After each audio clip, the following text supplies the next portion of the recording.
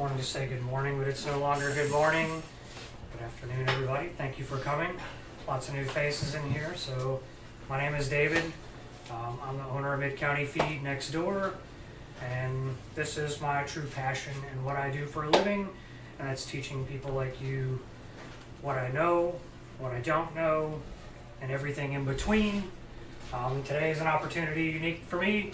That's to talk about houseplants, and for me to get to learn like you guys from somebody who does houseplants every day, and it's something I truthfully just suck at. But lots of good information this morning, and I hope you guys get some good takeaways. If you have questions, feel free to stop and ask along the way anything that you want to know. Hopefully I've given you a good foundation and the longest handout I have ever created in my life. I like you to leave, if you have never been here before, I like you to leave with notes and something written down, because I believe anything that is written is easier to remember long term. So it gives you something to reference. So we'll get it going, and if you have questions, like I said, stop us along the way. So have it. So my name is Desiree Kleypas, and I own Cactus Cactus. It's technically a organic hair salon. I'm really a hairdresser. All the products that I use are made up of organic ingredients, and the chemical services that I offer are low toxic chemical services. And I just really have a passion for growing plants. I grow plants from the salon. I sell plants from the salon, so you can come in and shop the plants while I'm doing hair. And I sell plants at markets and events, and I also sell plants out of a room inside the feed store. I've been growing things for probably about 15 years. I just got started into like patio plants, like from the clearance section of Lowe's, and I did that for a couple of years, and then I just jumped really hard into vegetable gardening, and I did that for a long time. And I really only started houseplants like 5 years ago. I didn't know much about houseplants before that. I saw the houseplant boom occurring during COVID, and from like a business mind, because I already owned a business at that point, and I was like, that's really smart, and like I was watching just like the high sales of rare plants like go crazy with people stuck inside their house. So I just started learning about houseplants at that point. I haven't had a lot of experience with them, but in a short amount of time, I've taught myself a lot. So today, that's what we're going to be talking about, is houseplant basics. I think we did mention we want to try to maybe have some more detailed classes in the future on like propagation and things like that. But today we're going to kind of like really figure out the basics of growing plants inside your house. We're going to learn a lot about lighting. I'm going to talk about like direction a lot, and like I would suggest right now for everybody to figure out the direction their house faces. So I always use my watch. So we got south, right? So this house is a south-facing house, okay? So that means like over here, this is technically north. That's technically east, okay? So north is the worst kind of light because the sun is never ever there. So sometimes like people will come to me and ask me these questions about their plants, and I always say, well, what direction? And nobody ever knows that. So that's really, if you figure that out, it's going to help you with a lot of your problems of growing plants inside your house, because it's an artificial environment. Your plants are natural wild things that want to be outside, but we're forcing these living creatures to live in an artificial environment. So we got to figure out what is the best thing that we can offer for them so that they can thrive. We're going to learn about correct watering. That's very important. We're going to learn about soil and pots, and just how to choose the right plant for your house condition, or even like choosing the right plant for you as an individual and like your lifestyle. So like I just said, houseplants are outdoor plants living inside. They need water, they need light, they need airflow around their roots in the pot, and then they need nutrients. So we have to provide all of that for them because they're not able to get them naturally in the wild. Why plants struggle indoors? Well, limited lighting, first of all. That's the key. If a plant was living outside, right, the sun, it's gonna be like this. Well, we have a roof. So the plant inside is never ever getting the sun like that, right? It might get it a little bit from the window, like this, in this direction, but never ever like this from, even if it's in like better lighting, like that side of the house, right? That's better lighting, because you have east over there. That is light, like morning sun. So it's enough to there's a chair right here if you want to come in and sit down. It's enough to like provide you morning light, like gentle light. If a plant doesn't want a lot of light, east is going to be ideal. But then south is also a great source for light because it's full light. West is just going to be super hot. It will provide a lot of light, but it's just the hottest point of the day because the sun came up over here in the east and it's made its way all the way over to the west, so it's just super, super hot by that time of day. So that's why we really got to figure out this lighting situation inside your house. There's no natural rainfall, so you're the one providing all of the water.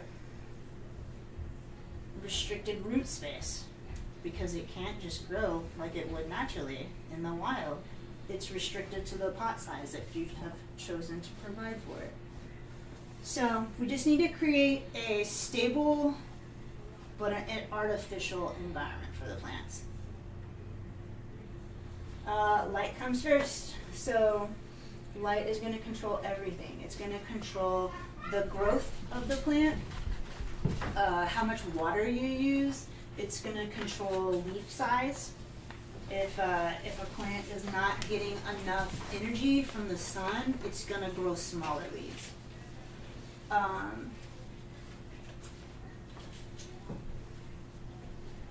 Types of indoor lighting, like there's bright indirect light, medium light, low light, and then direct sun. Okay, so we talked about this a lot, like in the last class. Okay, so if this is a plant right here, right, it's facing north, it's never gonna see the sun. So that would be like low light, almost zero, even though it's bright, right? It's a bright area, but that plant would never be seeing the sun. If you scooted a plant like out a little bit further, it can see the west, but that's like at the very end of the day. And the sun came up over there, made its way all the way to the west. So now it's super hot, right? So it didn't have no sun over there, but now a lot of hot sun. Well, that's not necessarily good either, you know? So figuring out that light inside, yeah, figuring it out is really going to help you. And so that means, okay, so if you don't have, say you live in an apartment and west or north is the only option you have for windows, then you got to figure out artificial lighting at that point. So yeah, figure out the direction. Window direction, that's what we've been talking about. So, but also distance from the window matters. Trees and porches, screens, awnings. If you have like my house has these little window awnings, right? So unless a plant is like down here, scooted up close, it's never really ever getting the sunlight. It's always getting low light because it's never gonna see the sun, you know?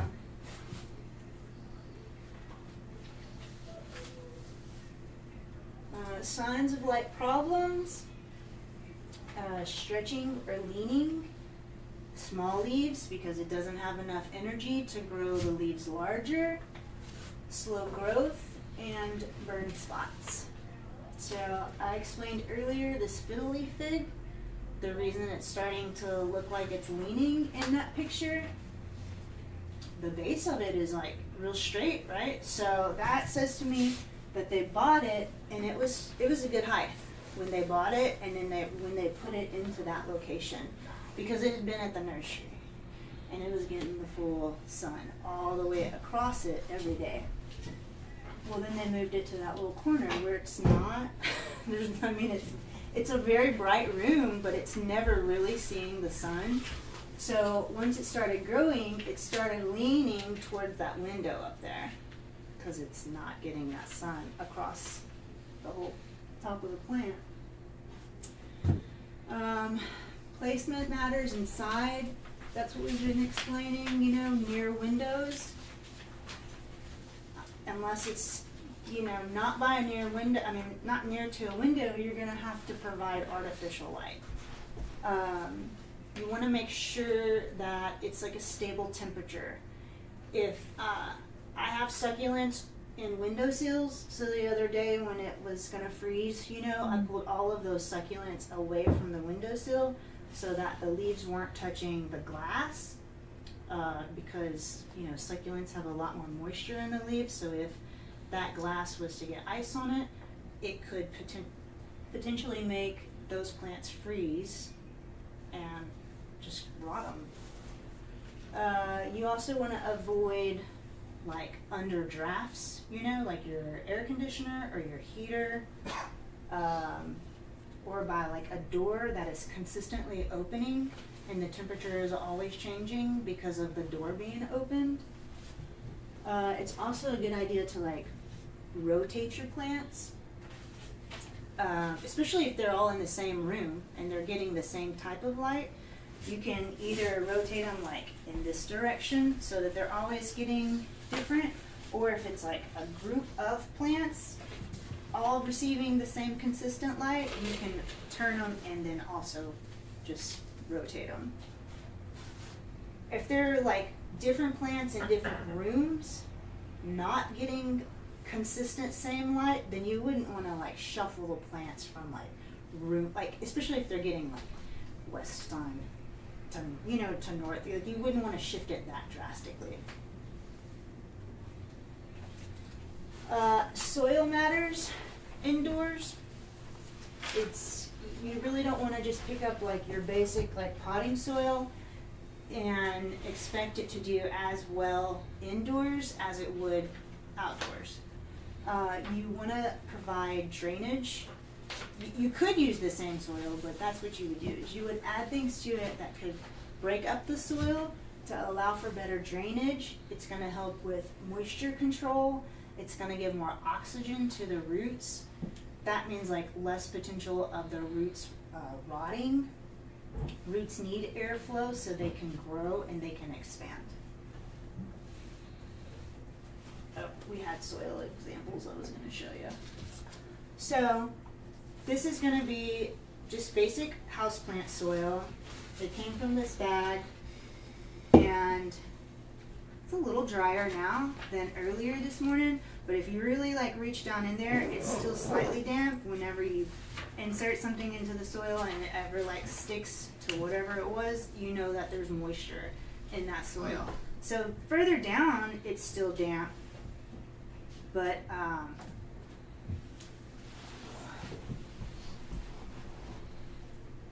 this one is a chunky mix, and it's going to have a lot of different elements to it, perlite and orchid bark. So this one is going to dry out a lot faster than this one. So both those soils have been sitting in the same corner where that big bag is for 2 months Okay. and haven't been touched.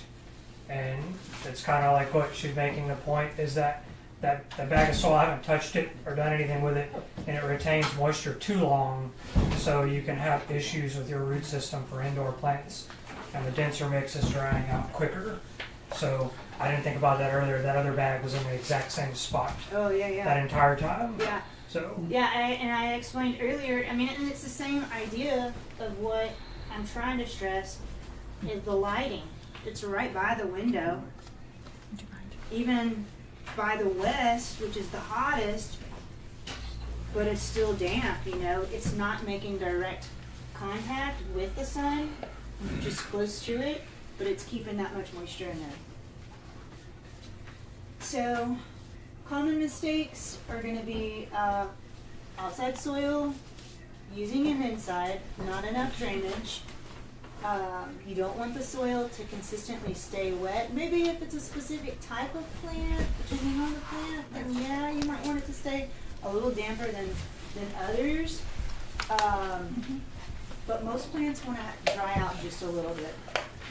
And you need to pay attention to drainage holes also. Because like we just said, you know, it is possible to grow without a drainage hole, but you really gotta pay attention to it, and you really gotta know what you're doing. Watering myths, once a week. I personally like once a week, just because it works with my schedule. But I've also like adapted some soil to be that way, you know. A little bit every day, that's not really a good idea. You want to create a natural environment for your plant, and that plant is probably not going to live somewhere where it's going to rain every single day, you know. And droopy plants, that means that you need to have some water. These guys right here, this is called a Phytonia, and they like to be watered like every 3 days. That's a lot. I don't usually buy those and try to keep them in stock. And I definitely don't ever put them in the feed storage plant room, because I only come once a week and water those plants. And these only ever stay at my house so I can see them and pay attention to them. Because they will literally like and let you know that it's thirsty. So droopy plants, droopy leaves, that's a sign that your plant needs water. When to water. So you want to like test your soil moisture. You can do the finger trick, or maybe a pencil or a chopstick or something like that, to see how far down it is sticking, you know. You can also pick up your plant and feel the weight of the pot. If it feels heavier, you know that there's still moisture down in there. If it's real light, then, you know, depending on the type of plant, you might need to water it. Also, leaf firmness is gonna show you when it needs to be watered. If it is a like waxy type leaf and it's real soft, you know, that's a clue that it's gonna need some moisture. You might have to water. There's no might. You have to water more in the summer than you do in the wintertime. That's because the sun is not there as much. It's not as strong of a heat to dry out your soil. So therefore, that's where you're having to water more during the summertime as opposed to the wintertime. But if your house is warmer because of the heater, Mm-hmm. that affect that watering? Yeah. Yeah. So maybe if that's the case, and especially if it's close to like a draft or something, you might have to even water more.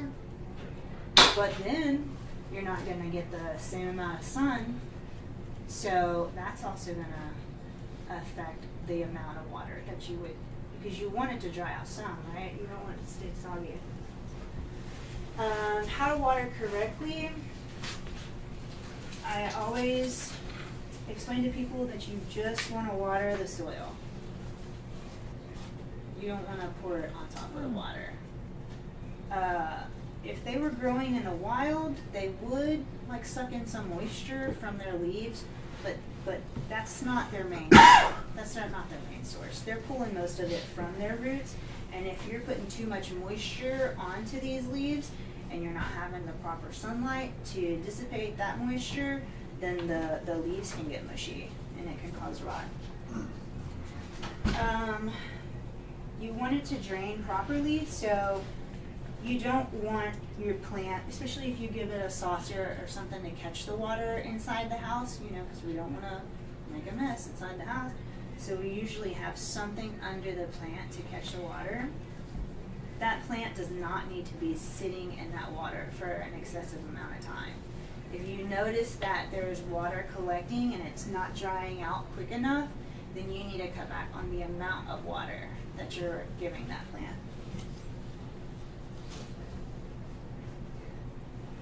Overwatering versus underwatering. If you're overwatering, you're going to see leaves that start to yellow. They're going to turn mushy. Some of the stems might turn mushy. You're going to develop fungus gnats in your soil. Underwatering is going to be signs of like crispy leaves. They're going to kind of like break off, and drooping, like I explained with the Fittonia. So choosing the right plant, that's most important. We let ourselves choose plants from aesthetic purposes as opposed to logic, you know. So if we see something, you know, when we're out shopping, I would suggest just take like a couple minutes and do a quick little Google search and see if that plant is correct for you as an individual and for what you can provide. I would say, like, if you were a brand new plant person and you want to get into plants, before you buy a plant, you should figure out your environment before you start selecting plants. So, light, we've talked a lot about that. It's very important. A schedule, that's important. If you can get your plants on a very consecutive routine of watering, they're going to appreciate that more than if it's just random and all over the place. You're going to start seeing a lot more signs of stress because it's not consistent watering. Think about your space that you can provide that plant depending on its size, and think about your lifestyle. Are you a busy person? Do you come home in the afternoons at 5 o'clock, or are you going out and staying gone till 9 o'clock and then coming home and working at 7 in the morning? Like, you know, that's like a short span that you would be home observing your plants, you know? So just think about what you're doing in your life to decide what plant types are right for you. Some beginner-friendly plants. Snake plant, that's also called a mother-in-law's tongue. Pothos, this is pothos, also known as ivy. That's called white something. Golden marble queen, that's what it is. Also pothos. So pothos are super easy. ZZ plants are super easy. Spider plants, they don't require as much watering, and they're a little more forgiving if you don't have that consecutive watering schedule. So, like, they're good as beginner plants until you can develop that watering skill, you know, that you're paying attention to all these plants consecutively. Low light tolerant plants. We mentioned this earlier too. So the snake plant, it can tolerate a lot less light, but if you gave it bright light, it would really grow better, and then it's going to grow taller, but it is tolerant of less light, right? So snake plants, ZZs, and cast iron plants, they're all pretty low light, very good for beginners. Bright light plants, They're going to be good for really sunny rooms, depending on which direction your house is facing and where you can provide it. I just realized I'm totally in your way.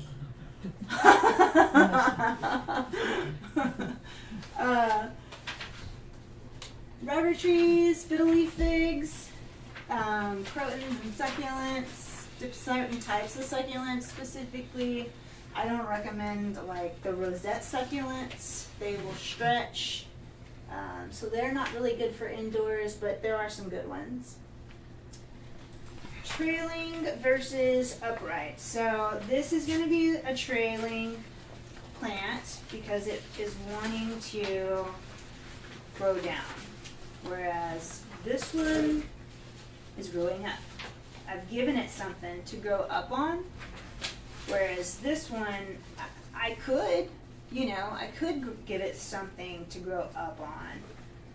This one, if you just let it flop over, it's just going to be kind of messy looking. You know, it's not going to have its like formal shape of how the plant would naturally grow. If it was in the wild, it would grow up a tree. The roots would attach to tree bark, and it would support itself like that.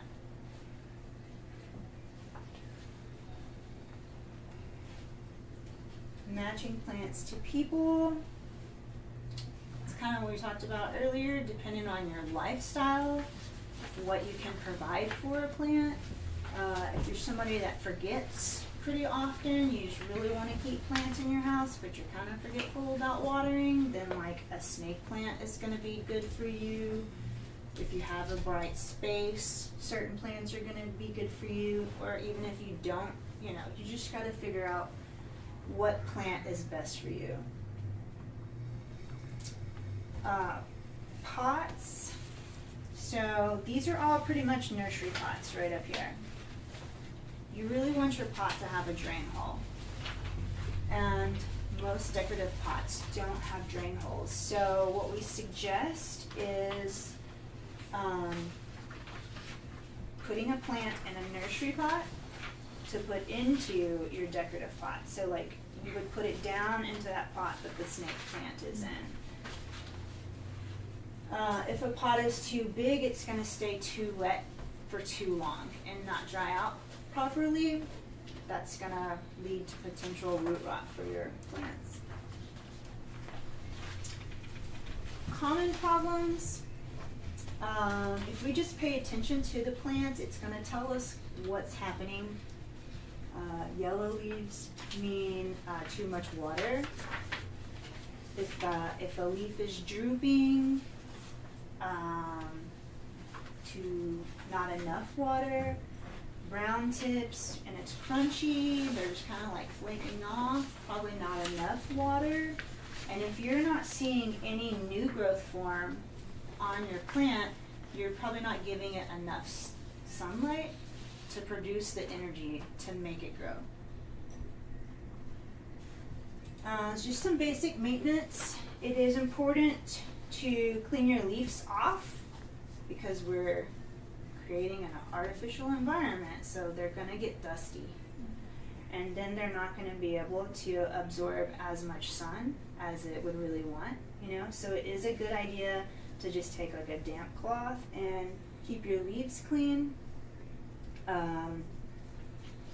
You do want to fertilize being inside, there's nothing naturally happening inside, so we gotta give it some fertilizer somehow. It's a good idea to remove damaged leaves when they do fall or turn yellow. Just leaving it on top of the soil, it's going to create a more moisture environment and you can attract pests like that. Adjust seasonally, that just means depending, if it's summer or if it's winter, close to the window, do we need to move it so that it's not, so it's further away from the window if it gets too close, Basically, to be successful at houseplants, you really just have to think about yourself and apply the best plant for yourself and for your environment. And then you'll be successful with them. I sell a lot of plants at a lot of places, a lot of markets and stuff, and people will just walk by my booth and they will scream at me, "I kill plants!" And they won't even like come inside. They're just, "I kill plants!" And I'm like, "Hey, I kill plants too. It's okay. I've got plants dying right now. I'm aware that they're dying, but I don't have enough time to give to that one particular plant. I do know that I'm in the position to get that plant back to its beautiful health, and I can do that for it. So I'll let them slack sometimes. You know, you don't have to have a super green thumb in order to have houseplants.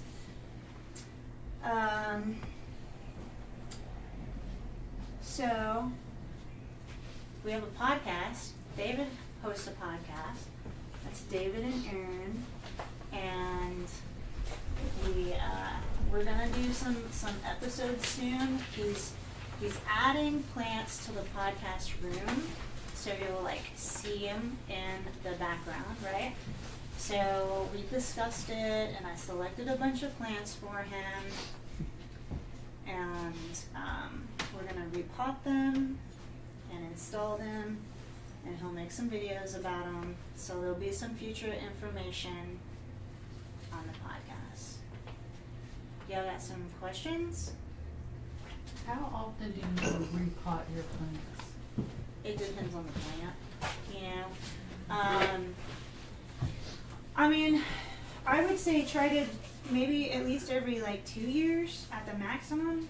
Some people maybe every year, but if it's a plant that really likes to be root bound, 5. Like snake plants, right? They like to be root bound. Yeah, this right here, 100% root bound. Yeah. This has been sitting outside uncared for 2.5 years. I haven't touched it. It gets watered when somebody decides they want to water it. But it could use a repotting, but it's not necessary because it can handle that root bound Mm-hmm. Is there aspect. any certain time, like the spring, the fall? It's better because like right now the majority of plants are dormant, you know, especially when you've brought them into your house, you know, and they're just living a artificial life anyway, right? So most of them go dormant during the winter time, and so it's not growing at all.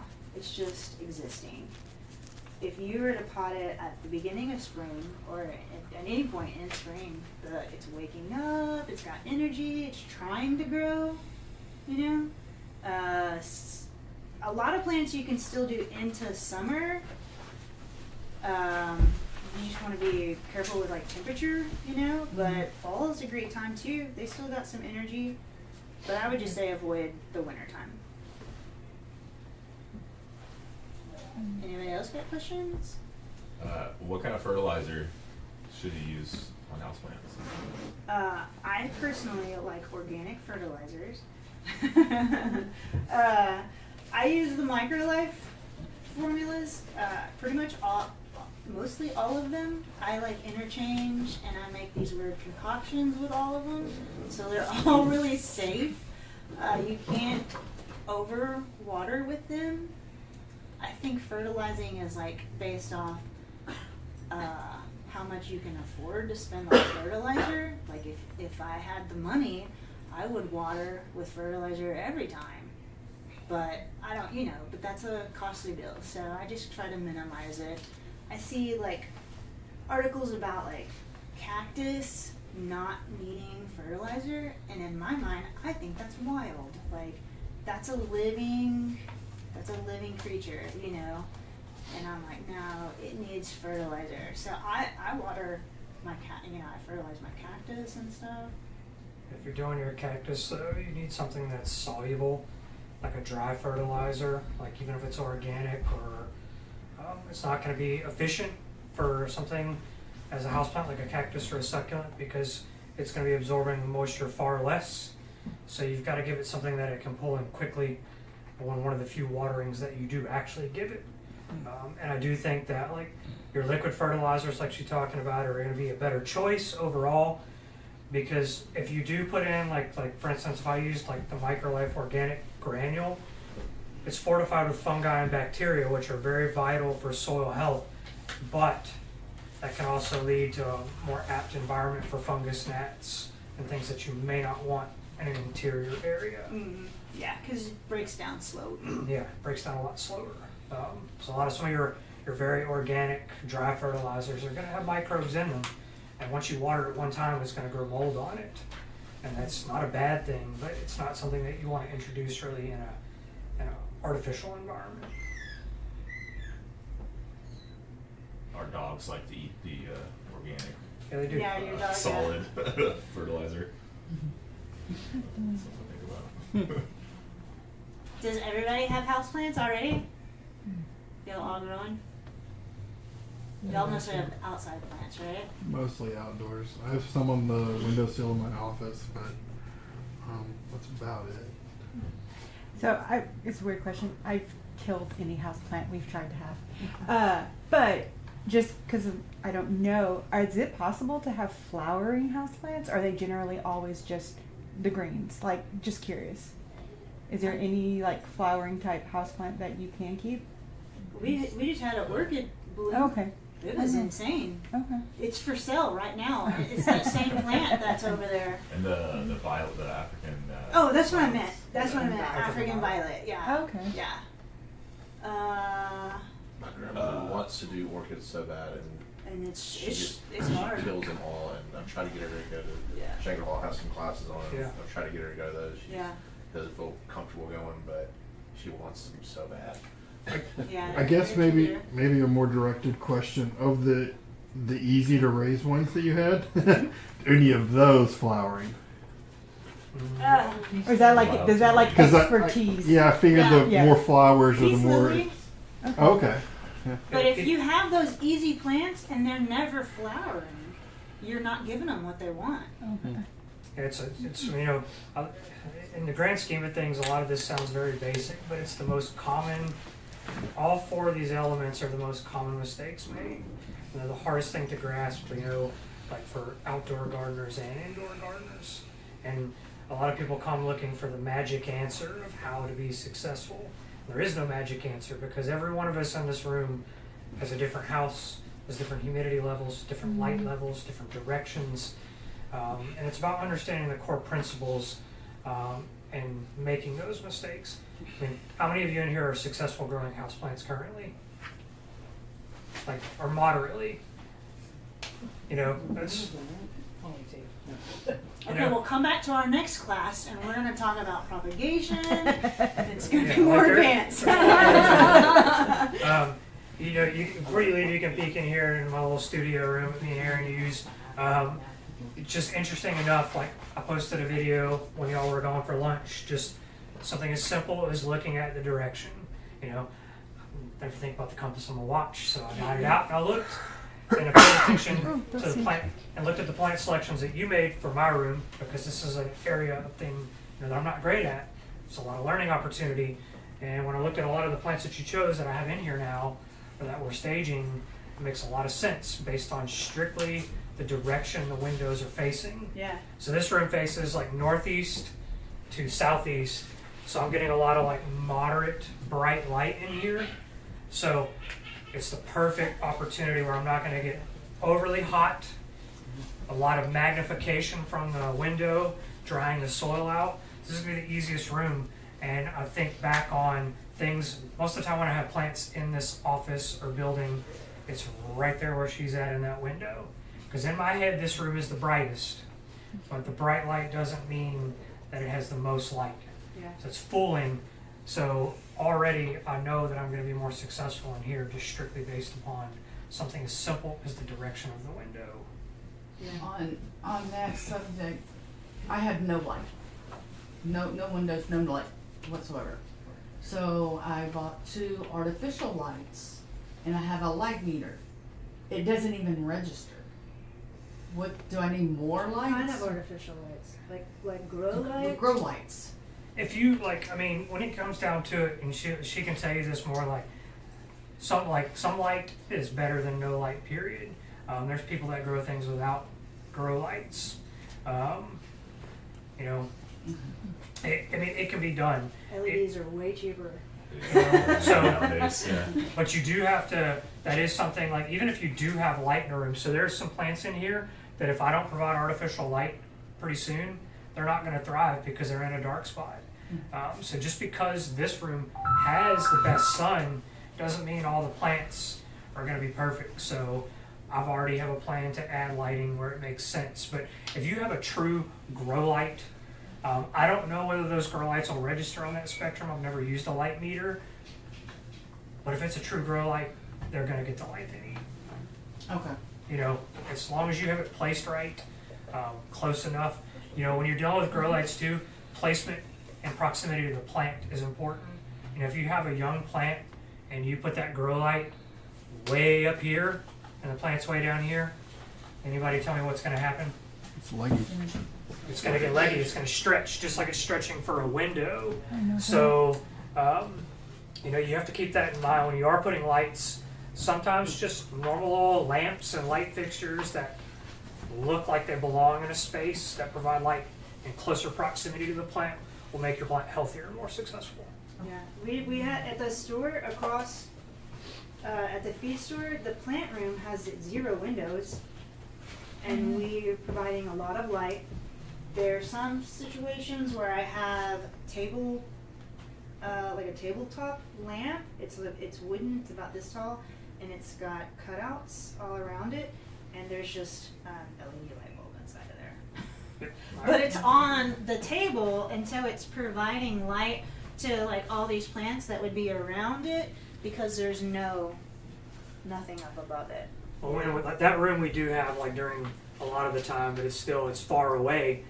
I have grow lights in the physical fluorescent light fixtures, but they're too far away.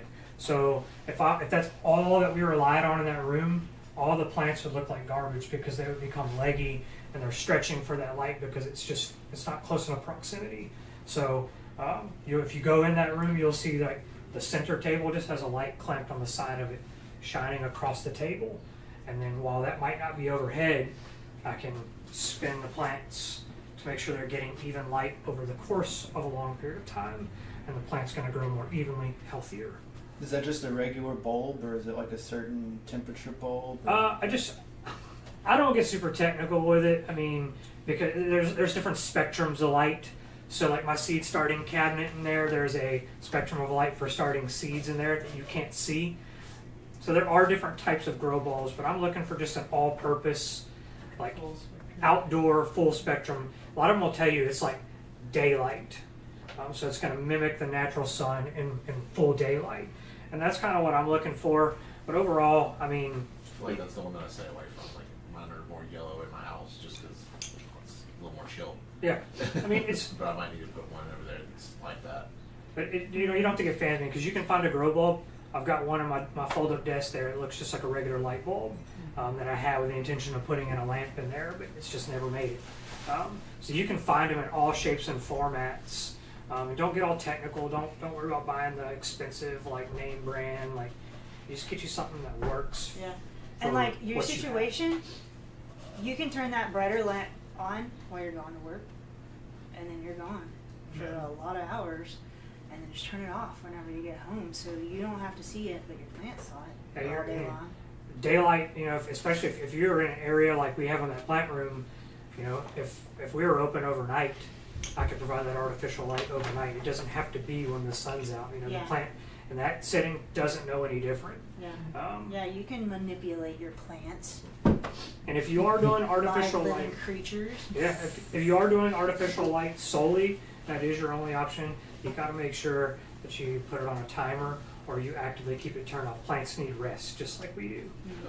So you don't want them on. Yeah. I have a really bad habit of leaving like my seed starting cabinet on all the time, and you can tell whenever they're not happy. And ideally, it should be like this, because that's what the sun does, right? So if you can only ever provide this, that's what it's gonna do. Arbor Freight has a 2-foot grow light LED. Just saying. You can find them anywhere. Yeah. I mean, it's like I got one in there from I think it's probably $10-12 one from Lowe's. Like, you know, I've tried a lot of different ones. And they all do the job if they're placed right. What other questions? Hard ones. Give us hard ones. Y'all are experts. Y'all said it. Ask us. No, I was just wondering if y'all recommend the systemic right Oh, okay, yeah. I do. here. You do? Yeah. Have you heard about it? I have with a couple people on Facebook. That's how I know about it. And then I bought Normally it. I Is would- that the organic one? Mm-hmm. Normally I would say no on a systemic because, you know, for both of us, like whether it's ornamental or not, like I'm gonna grow plants naturally. You know, I try to be as chemical free as possible because chemical free is gonna be, it's all about healthy soil. Nothing grows without healthy soil. If you listen to me talk ever, I'll talk more about dirt and soil than anything there is. But an organic one, because you look at the ingredients in there, it's not going to be as harmful for the soil. So absolutely would, you know, I would give that a shot over a Yeah. regular one. And I mix it in a little spray bottle so I can hit them directly. I'm sorry, what is that? It's a organic systemic insecticide for like whiteflies, aphids. I didn't even know such a thing existed till she asked me about it earlier. I was like, "That's real?" Like, you know. Is that for fungus gnats as well? I don't know, but I will take the floating, no mosquito floating things. What are they called? Oh yeah, The, Oh, yeah. mosquito dunks. Mosquito yeah. dunks. And you can. Do you have the granules? I do not. but Okay. You can take the donut and cut it up, break it apart, and let it melt in water. What that does is it kills larvae for Yeah. things like fungus gnats, mosquitoes. It doesn't actually kill them; it actually stops them from being able to reproduce. So, You think that would help with like aphids? I mean, like other soft-bodied eggs in the soil? I don't think it'll work for those, but it Well, could the be wrong. systemic will. Yeah. You know, the fungus gnats the best thing. Like if you have fungus gnats, you know, number one thing you should take away from that is that you need to correct your watering regimen. It might not be overwatering; it just might be too consistent. Or it's just not enough sunlight to Yeah, dry out to that dry it moisture. out. Yeah. Fungus gnats are the number one reason why you get fungus gnats inside your home from exterior soil to interior plants. It stems all from there because if it's too wet, it's growing mold, or there's maybe it's good fungi in the soil, but it's still an area for that gnat or little fly to breed. Is any type of water tap water alright, or do you need to go with distilled? I mean, I water most everything with tap water. I mean, at the end of the day, like if I could use regular water, but if I could run it and let it sit for 24 to 48 hours and let the chlorine dissipate out of municipal water, then my soil is going to stay a lot healthier. You know, chlorine is a sterilant. You know, it's why it's in our water, is to help get rid of contaminants. And you think that there's living microorganisms in your soil that are like vital for the soil to be healthy and alive. Chlorine is not a healthy thing for those microbes. So, yes, doing something like that would probably be as far as I would go. I wouldn't go as far as distilled water, but a lot of times I'll let water sit out. I always leave my watering cans out, you know, for when it rains if I'm not using them, and I'll let them catch water and let them sit, and that way I have a good supply, you know. But it's just kind of but you can get away with municipal water. Check, John. So I had a little Swiss cheese plant propagation, and I actually threw it out today because I put it in a little terracotta pot, had a little tray of stuff, and I had a soil mix that maybe was too not airy enough. But my question is kind of two-parter. When I took it out, it's got little segments, and I had propagated it in like a little glass next to the window, and it had little roots growing on different segments, different nodes, I guess. So I'm wondering if when I planted it in that pot, I put it down with the segments in the dirt, and I probably should have laid it more sideways with just the roots going in the dirt. Does that matter? Did it have a leaf? It had 2 or 3 leaves on it. So those roots were already there before it was cut. Mm-hmm. So those are technically like aerial roots. They grew because there wasn't like enough moisture, right? They're just a little bit different than your other roots. But I mean, I had the white roots growing in the glass of water. Yeah. I would have buried them. Like The that's what I whole- would have done. the whole yeah. thing? I Okay. would have buried it straight up and down because it's kind of like the idea of like planting tomatoes. You're digging deep, you know, and where all those little segments were, more roots will grow, you know. But it just takes a minute for your aerial roots to get used to that moisture.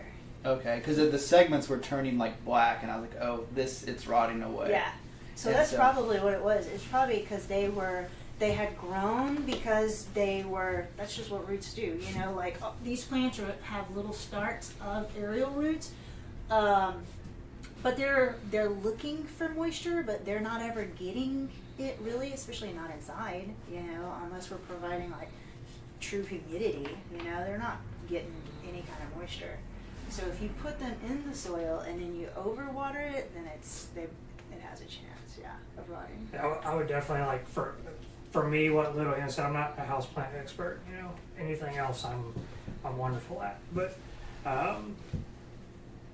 that chunkier mix, like a more thick mix that has a lot more amendments in it, or if you have a regular mix, putting something like expanded shell, which is like a popped volcanic rock that will allow far more drainage, can be immensely helpful, because that's what happens in a lot of instances like that, where it's just the moisture is staying too long, too wet for too long, and those chunkier mixes are going to drain through. They're a lot more forgiving. You'll have to water more, but you have that ability to not overwater or stay saturated for too Did long. y'all see the soil differences? Yeah. Little cups? Yeah.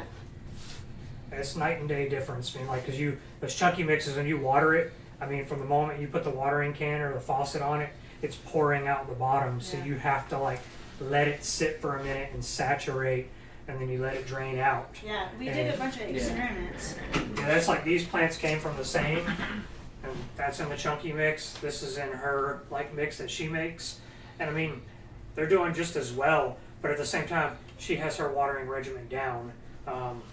I have one in there that I won't even show you because it doesn't look wonderful.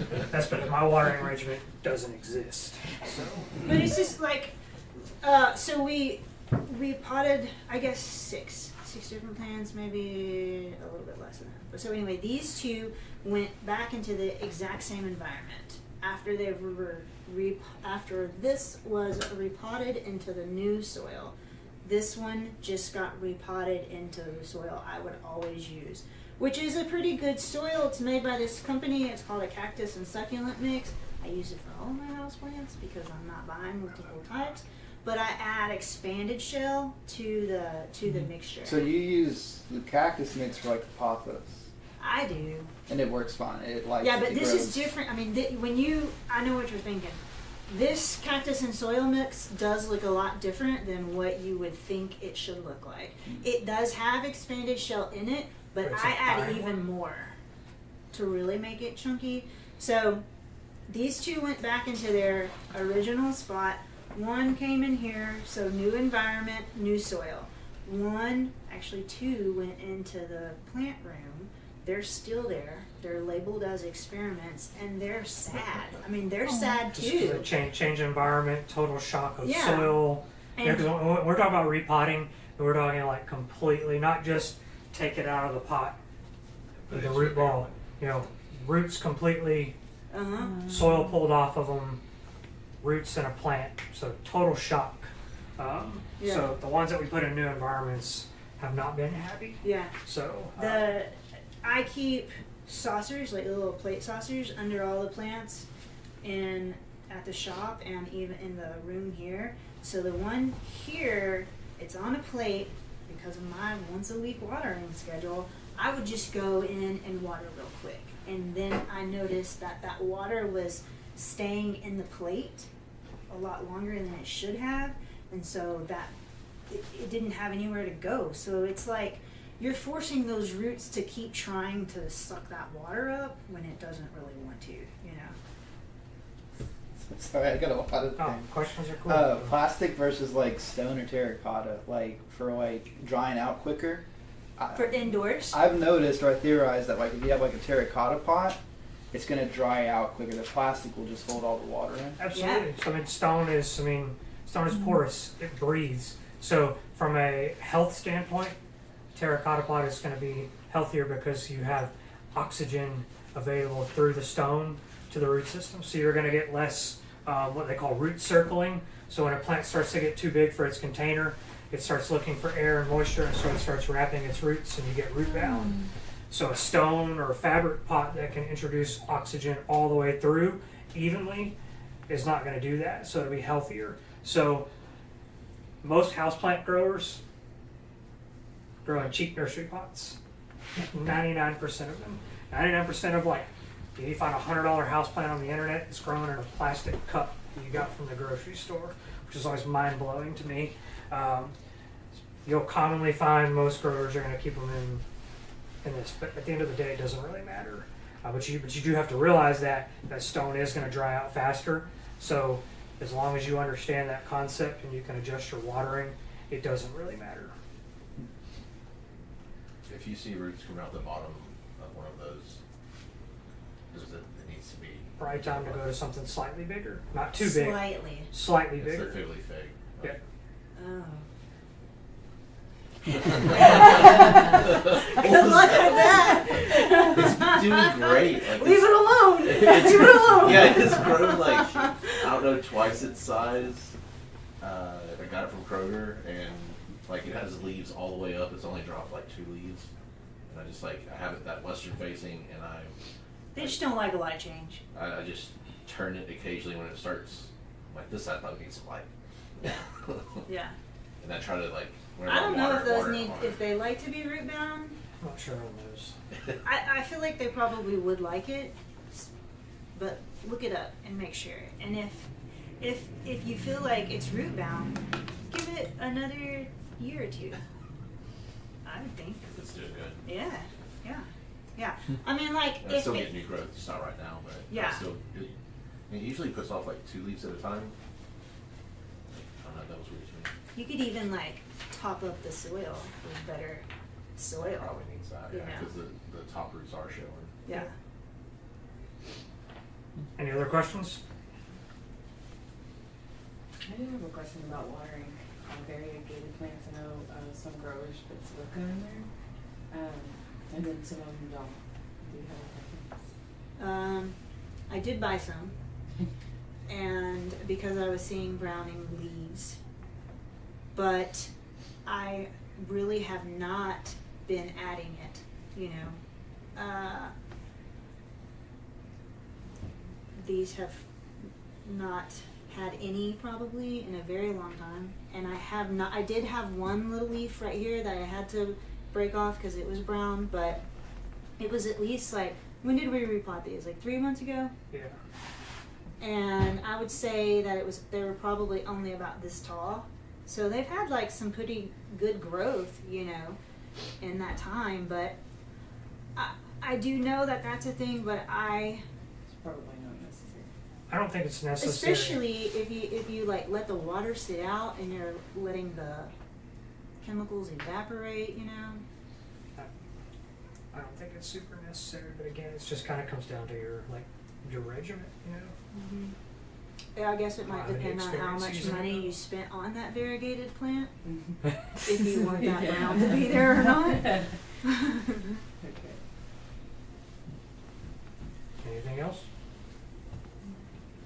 Most of these plants are for sale, because that is what we do. And if y'all haven't ever been to the plant room, please go and check it out. Yeah, it's really nice. Do you open these soil mixes for sale? So we do sell like the soils, which when you get into like big chunky mixes, it gets expensive, but you don't need a lot of soil for a lot of like smaller plants. The cactus and succulent mix that she uses, I don't know if we sell that as well next door. Typically, we may or may not have it right now because we're just we're pulling in anywhere from 40 to 60 pallets of dirt a week right now. So we're still getting in our spring ramp ups. But we usually have like all of the good items that you're not going to find anywhere else. So I think that you could add soil to this. Yeah. Because let's say I have a little bin at home, and I just like add like perlite or Yeah. little stone. add expanded shell instead of perlite, Yeah. and you'll thank yourself over and over Yeah. again. Okay. It's from a small scale. like a small bag of perlite now or vermiculite is stupid expensive. It's really, really expensive. And a big bag is the size of like a body pillow, so no one needs that much unless like you're growing lots of things. You My know? whole front But- flower beds are almost all expanded. Yeah, you can shell. buy a 40-pound bag of expanded shell for $12-13, and that will last you. That's like the equivalent of probably 4 small bags of perlite or vermiculite. Like It's not gonna break down. Yeah, and right now I'm pretty sure if we still have them on promo, because at the end of the year we do buy one get one on all of our overstock, and I think the expanded shells all on buy one get one free. And you can mix that in any soil mix. Like, you know, if you're worried about drainage or your watering regimen or over watering, mix it into any soil. You can mix because- it into our clay soil Yeah, you outside. can. So it works great for in ground. You know, if you're planting like plants into the ground and you need drainage, you work it into the sides of your holes and into what you're putting back to backfill. The night and day difference. You said replace that with, Re- or replace the perlite with. Expanded shell. Okay. I don't ever use perlite or vermiculite anymore, just because it's number one, it's expensive. Number two, it breaks down. It's messy. It's messy, and when I'm talking about drainage and artificial environment, why would I want to change it up? Like if my drainage amendments eventually break down in my pot, I got to add more, and then I got to disturb my plant. Whereas if I use that expanded shell is gonna be in that pot after every last one of us is ever dead. It's not. It's a rock essentially, very porous. Think of lava rock, but on a much smaller scale and like kind of a microscopic scale. So it's not going to break down in our lifetime. So you're going to provide long-term drainage amendments. And good soils like this, I can leave this bag of soil, which has expanded shell in it, out in the sun all year long. And I'll guarantee when I go out there and put my hands in it and clump it together, it'll fall right back apart. Most soils you can't say can do that. And that's because the drainage amendments in there have already broken down over that time. Yeah. So it's an awesome When additive. I repot cactuses, it's usually like 75% expanded shell. It's a lot. Wow. I don't know if I can't see it in here. Should do the same amount. There's some of that cactus in there. I think it's just all this one. Yeah. I think it's all perlite. Uh-oh. This pot does have it into the soil because this is my usual mix that I use. Like, oh, here we go. Here's a little baby dad. Yep. It's just like- cool too because it's like It doesn't feel- it's like just a little rock. a tan color and like a gray color. Here's another one. Looks real similar, but I mean that's just. You know, I can't break this with my fingers like I could perlite or vermiculite. I could crumble that into nothing, like dust, and that doesn't help you out long term. So this is one of the reasons why we love this so much. If nobody has any more questions, I'd just like to extend my thanks for showing up today and hanging out with us. And I really appreciate you. We don't know yet. We do our calendars like 1 to 2 months at a time, so we don't overdo it, which is something that I have. So we'll be releasing a calendar probably next week. Or next week. So if you want to know, we'll send out emails with like the calendars too. There's also free seeds in the bins over here if you've